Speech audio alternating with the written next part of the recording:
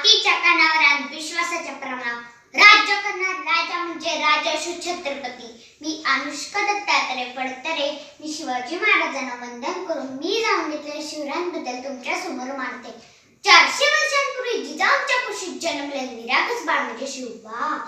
राज्यनीती, युद्धनीती, गनिमी यांसारखे शस्त्रांचा कळस म्हणजे शिवबा. एकीकडे संयमाचा घाट म्हणजे शिवबा, सरसरत्या रक्ताची लाट म्हणजे शिवबा, शत्रूच्या मनात पवित्र्याची स्थान निर्माण करून देणारा किमयागार शिवबा, महाराष्ट्रात माणुसकीचे माप शिकवणारा शिवबा. तलवारीत सगळ्यांच्याच हातात असते, पण तलवार घेऊन स्वराज्य निर्माण करण्याची जम फक्त आपल्या शिवरायांच्यात आहे. शिव म्हणजे काही दिनाक्षरी शब्द नव्हे, तर तो एक मंत्र आहे.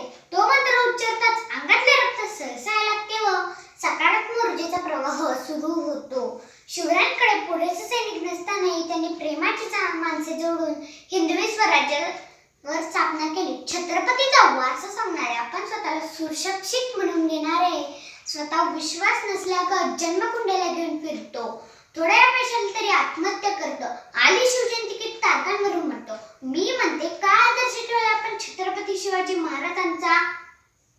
पर स्त्री मातेप्रमाणे मानणाऱ्या छत्रपती शिवाजी महाराजांच्या राज्यात स्त्रियांवरील अत्याचार थांबवण्यासाठी निर्भया पथक नेमावे लागते. शिवरायांनी अनेक गडकिल्ले जिंकले, पण कुठल्याही किल्ल्याला स्वतःचे नाव दिले नाही. अनेक मोहिमा जिंकल्या, फत्ते केले, पण पंचांगात पाहिले नाही. थोड्या पैशाने तरी आत्महत्या केली नाही. आता खरी वेळ आली की आपण छत्रपती शिवाजी महाराजांना समजून घेण्याची. शिवाजी महाराजांनी स्वराज्य निर्माण केले, आपण सुराज्य निर्माण करण्याचा प्रयत्न करू. शेवटी म्हणावेसे वाटते, सूरज की तो बात छोड़ो चमक न उसका काम है, जिसने मानव जाति को चमकाया उसका शिवाजी नाम है. जय